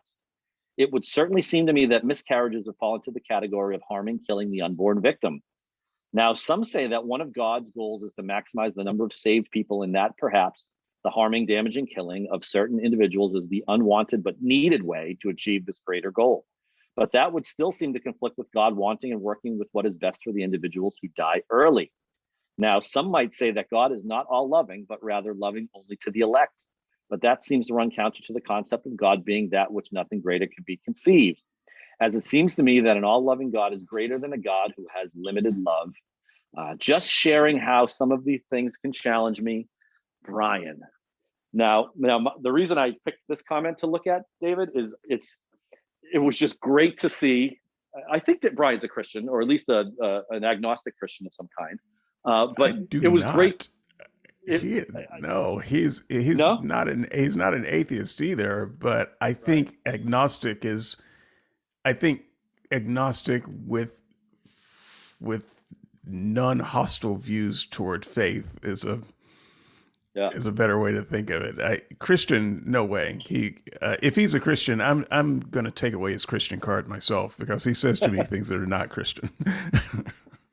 But so not hardcore atheistic, I guess would then No. make more sense. But to see him wrestle out loud with the contradictions like that, I had to put that down in black and white and read it on the show, because those are the issues he jumps from one paragraph to saying I can accept this, but then he tells us exactly why he shouldn't accept this in the next paragraph, right? So the Right. contradictions are real. And this is also his way of beating me with my own words and philosophy. It's a subtle thing. I believe, I base a lot of my moral foundation on social benefit and social harm. And so when he talks to me about these things, he is careful to put it in terms of, so does that create, would it create more harm to do this than that? Um, and there are plenty of ways where I can get tied up with indecision. And so that type of argument is kind of my kryptonite. And he knows it. He knows I can't answer these things very easily. So those of you who think, by the way, that Bryan, the good Bryan, that that he's very soft spoken, and maybe has a high pitched nasally voice, slow of speech. I have heard Bryan's voice. It is a thundering, uh, commanding voice. It will shake you to the core. This is not a nice man. He's he is no, he's got the big he carries the big stick, David. He frightens me. If I can ever get him to speak up on a podcast, you will be as surprised as when you heard Mr. Rogers. I'm sorry, that is ASMR Derek. Derek. So, I love ASMR. Yeah, he's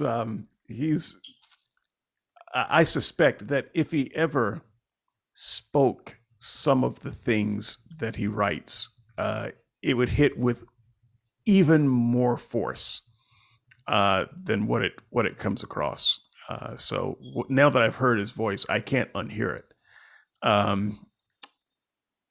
So there it is. There it is. Yeah. So Bryan, I'm not gonna comment on that. I'm gonna say those are very difficult ideas for both atheists and theists, and so there you can have all of that. What's the last comment we have? Sure. So the last one is from Teddy. It's from Teddy, responding to Sarah. Oh, she God. says, "Hi, Sarah." Okay, maybe first of all, okay, it's just Yeah. I know this comment. This was one of the late entries, and it is important that it is read. So I do appreciate that, but I would love to have more time to delve into these issues more fully with Teddy sometime. Again, that may be something that if I'm bored during the summer, we might go into. But I will give Teddy her voice here to defend herself. Yeah, I agree with you. So she says, "I just addressed the crybaby comment that David completely mischaracterized." David, how dare you? "You should go and hear it or rehear it. I am mocking the people who want to kill themselves their way while putting others at risk. They do not have a right to do this. If they must, they can kill themselves via suicide the way many people already do. Yeah, I have coat already hanger, stated." coat hanger abortions. Yeah, Just sure. go ahead anyway. Grab the gun and ruin the carpet. Go for it. "I have already stated on the show that I think that should be prosecutorial and judicial discretion for extreme cases that might come up.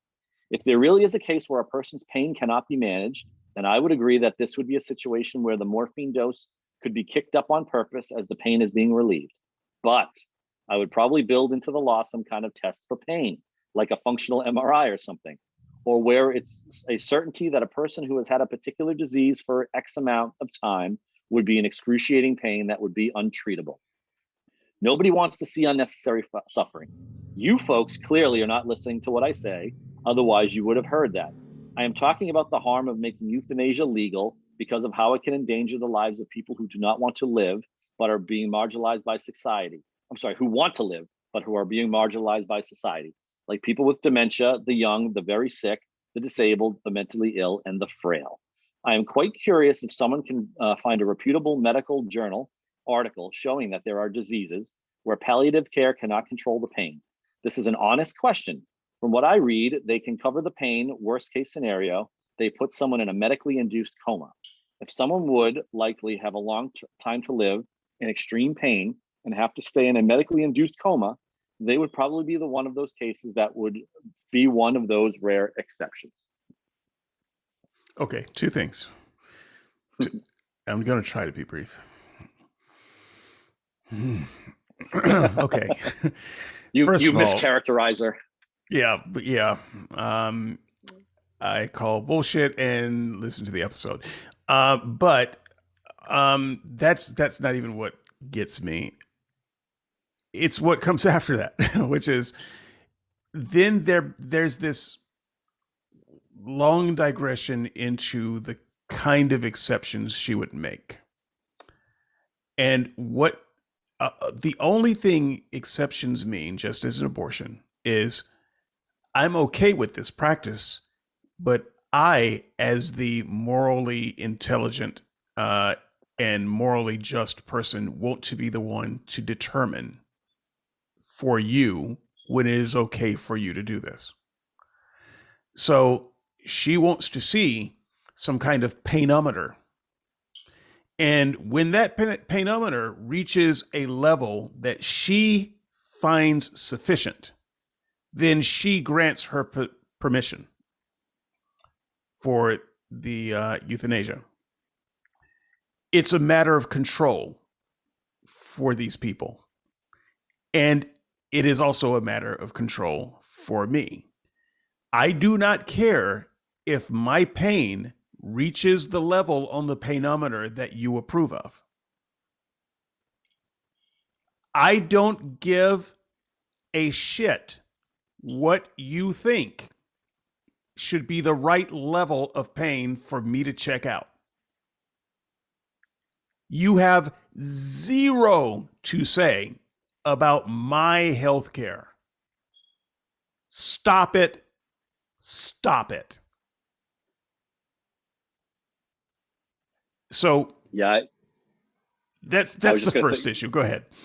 Yeah, no, I that is what stood out to me about the comment is, I believe she's all for, personal liberty, but then she's happy to inject from her, Teddy's a lawyer, right? She's not a medical expert or anything like that, but she's completely happy to weigh in on what other people's pain thresholds should be before they could, take these measures to help ease the suffering. It just rings so tone deaf to me. It betrays what's going on underneath, right? If we were looking at this purely naturalistically, there's no way you would go there. So clearly there's, the underlying thing is, again, these people are just sad. They're just not tough enough. God puts you here to do a job, so do it. I don't care how tough it is, right? Like those are the undertones that are ringing to me when I hear this. And it just shows how corrupted the analyses become when you start putting these unprovable supernatural assumptions overlaid on top. Yeah, and the answer is yes. I am not going to repeat the question. There's an agitator in the chat room, and I'm just going to answer. I'm just going to say yes to that to a comment which no one will ever see. And now he feels like he has won because he has forced me to acknowledge his presence. Andrew, I've really enjoyed your heckling behind the scenes, and it's been hard to ignore it while I'm trying to formulate my thoughts. his whole goal, let me just tell you, audience, was why I've been not mentioning him is to force me to have to acknowledge his presence and derail the podcast. Okay, congratulations, sir. You've done the job. Point to you, but the war is not over. And so, yeah. So the second thing that gets me about this, let me get my mind straight because I've just about let the second thing slip. One is that she wants to be the one in control. Oh yes, the second thing is if we allow people to exercise their own autonomy with regard to their life and death, this would be a harm to other people. And therefore, you shouldn't be allowed to do it because it's going to harm other people in some hard to define psychological way. I just want to point out a bit of inconsistency here because in her last breath, she said to the effect that you should have to suffer pain, and that you really should, get over it or endure it or get, you can take some morphine, but you shouldn't be given a lethal dose unless the pain is high enough for her, for her to approve of it. So deal with the pain, but on the other side of it, and by the way, she doesn't think much of psychological pain, but on the other side, she's worried that someone committing legal suicide or euthanasia will cause another person psychological harm. Uh, this is inconsistency to the point where it's just impossible to follow. But beyond its inconsistency, and I don't mean this as disrespectfully as it's going to sound, I also don't give a damn about someone else with regard to my life choice. Because this, at the end of the day, is my life. Now, I understand that I am a social creature. In my life, what I do has consequences in a very small way. So if I were to off myself, the people who listen to Skeptics and Seekers might be affected. Heck, they might not even know it because it's not like I would do it on on purpose. They would just look for the show and not find it, and eventually they would wander off. Some people would just never think about it again. So my impact on the world is somewhat small to begin with, but that is not the thing that will be the ultimate decider in whether I live or die in the next 10 minutes. I will live in the next 10 minutes because I want to, and because an asteroid is not going to come falling through my apartment. But if I was in such a condition that I wanted to die, I'm not worried about the effect that it will have on you. You do not get to hold me hostage by your emotional state. Your sadness is not going to manipulate me, and I don't appreciate the attempt at manipulation to say that, well, other people will be affected, so you can't do it. You've got to do what these other people want because otherwise you're a bad person. Well, great. I'm a bad person. I own my life. I control my life. I will not let you or your ilk manipulate me into living my life 1 second more than I want to. Furthermore, I simply reject the premise that the type of harm that you're talking about is a real thing. People have been committing suicide and killing themselves since there's been a civilization. And most people don't see that and say, that looks like a good idea. Think I'll do it too. That's not the case. And I think that you would do far more harm to people's psyche if you somehow try to physically restrain people from ending their lives. Because that would make some statements about personal freedom and personal autonomy that I think would rip society apart. So this attempt to manipulate based on the fact that it will hurt some people's feelings is bullshit, and I reject it. And it's the same type of ploy that Christians tried to use when it came to gay marriage. You remember the gay marriage argument? We would say, why can't people just do what they want to? It doesn't affect you. But well, it does affect us. As if somehow gay people getting married watered down the sanctity of marriage itself. They had campaigns like protecting marriage, as if marriage was being assaulted and their marriage would suffer if someone else found happiness through marriage that they didn't approve of. Screw them in that kind of argument. If your marriage is diminished by a gay couple getting married, then your marriage gets diminished. I don't think much of it anyway. So, no, you don't get to manipulate people by talking about the psychological damage that it's going to have to the fragile psyches and egos of Christians who are used to calling the shots. Yeah, I think that criticism is well laid. What she's doing is it really all boils down to a slippery slope argument. And I tend to find those as a category pretty unconvincing, but I don't think she's demonstrated that the slope is all that slippery. And I also don't think she's demonstrated that the slope necessarily leads from A to B.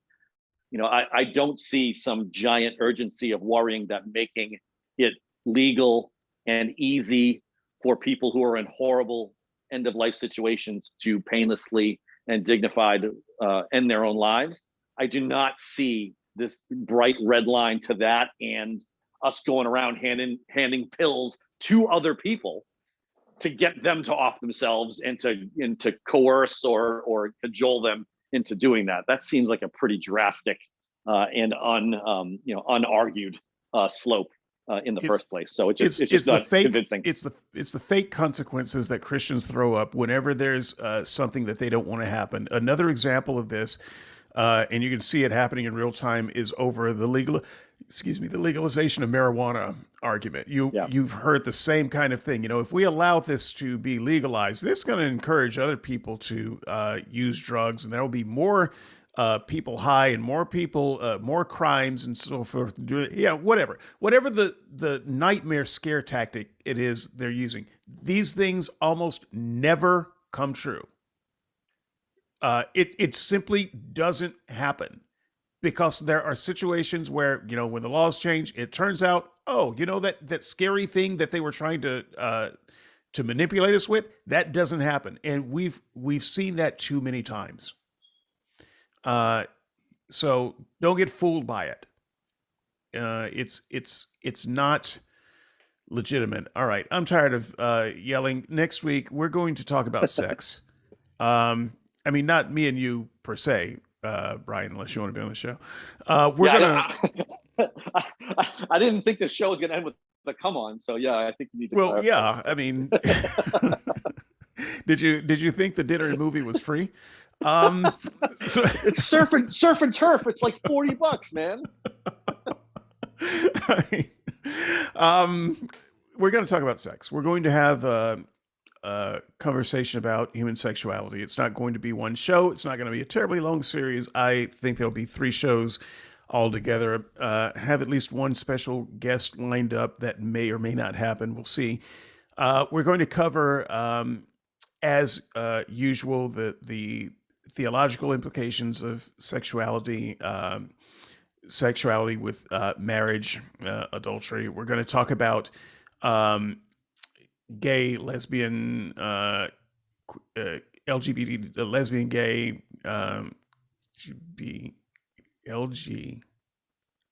bi, T, trans, Q, queer, and or question mark.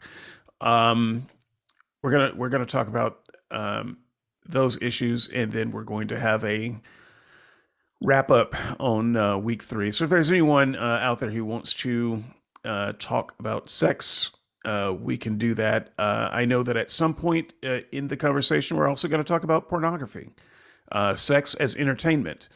And if you have small children that you want to protect from some pretty blue language, you may choose not to listen to this particular podcast series out loud.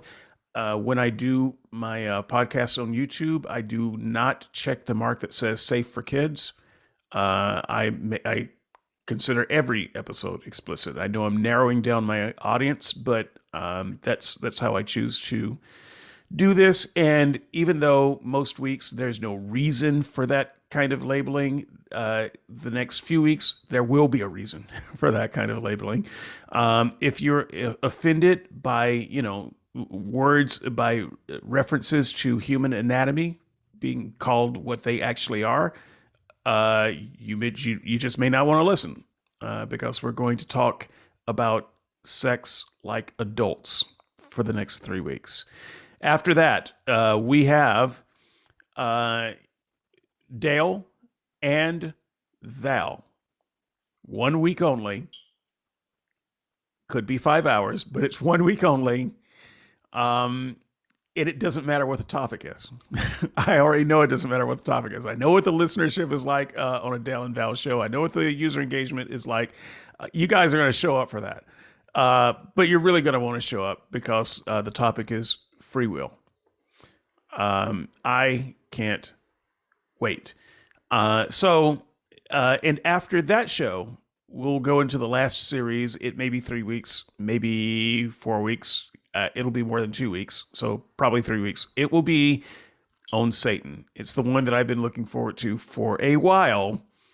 And when I'm looking forward to a series, you can imagine that there might be something in my mind that I'm cooking up that you're not going to want to miss.